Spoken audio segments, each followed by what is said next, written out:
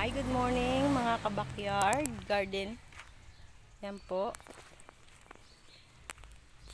Video po kami ng panibago po namin tanim. Ito po yung sa kabila po. Yan po, naumpisa na po namin. Ang silaw na po ang tanghali na. Yan. Medyo matingkad na po yung init. Yan po. Start na po kami kahapon. June 8. Yan po. Tatakpan po niya ng dahon ng nyug para po hindi siya malanta. Sobrang mainit po. Ang aga-aga pa. Yan po. Oh. Yan. Yan pa lang po. Medyo hindi po ako nakatulog kasi nagluto pa po ako ng aming almusal. Nagsalad po ako ng pichay para po sa almusal namin. Tapos yung aking bulinggit nag-request pa po ng almusal niya. Gusto daw po niya hotdog. Diyos ko. Yan po. Yan, kinuha niya po yan doon sa kabila. Yung kabila po, tapos na po namin ito po. Yan yung pinagpunlaan po namin nung nakaraan. Yan po.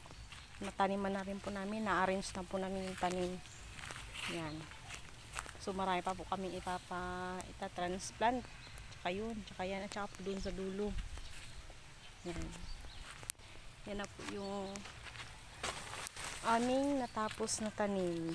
Meron na po siyang shade ng dahon ng nyug. Ay sobrang init. Baka po malanta. Yan po. Hanggang doon na po yan sa dulo. Tapos na po yan tanim namin. So mainit na po ang video ko. Yan po. Yan. Yan lang po yung pang shade namin kasi wala po kami pambili ng pang shade sa garden. Yan. Para-paraan lang po. Basta may gusto, may paraan. Yan. And then yung amin pong malalaking pichay, kakaunti na po kasi hinarbisan na po namin yan. Yan po. Kahapon.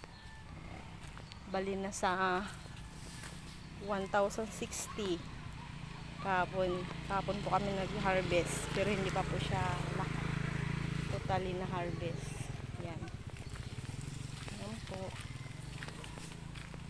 medyo madalang na kasi tag-ulan na, so inaamat-amat na po namin harvestin yung mga malalaki. Yan po yung kabila, ito po yung pasunod namin. Yan, medyo siksikan po ang pagtanim. Yan po. Nalinis na rin po namin yan yung puno. Yung isang plat po yan na sa isang tabi.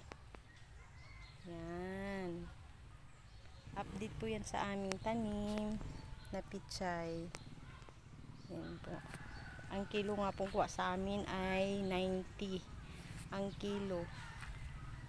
Pero sa iba po 100. Sa iba naman 80. So bigay lang po namin kahit paano. Basta po hindi naman po kami totally lugi. Yan. Tapos yung mga reject binibigay po namin. Nagugulay naman po yan. Yung medyo may mga punit-punit ang dahon. So bigay lang po yan sa mga kapitbahay po namin. Sino may gusto. Kung sino pong mabadaanan po namin dyan na meron po kaming daladalang reject, binibigay po namin. Kaysa naman po masayang. Tapos yung talagang hindi na po pwede, binibigay pa rin po namin kasi pampakain daw po sa kanilang mga ibon. Yan. Yan po. Yan lang po.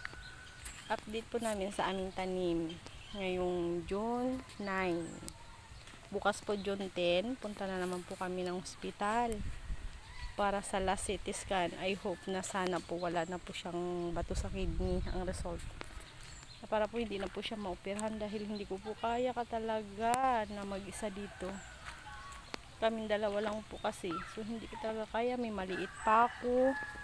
Pag naoperahan siya, hindi ko talaga alam ang gagawin. May garden, may baby, may siyempre aasikasuhin siya kung siya naoperahan. Tapos ilang days pa rin po sa hospital. Baka 1 week, 2 weeks. So mapapabayaan po yung tanim namin. Po.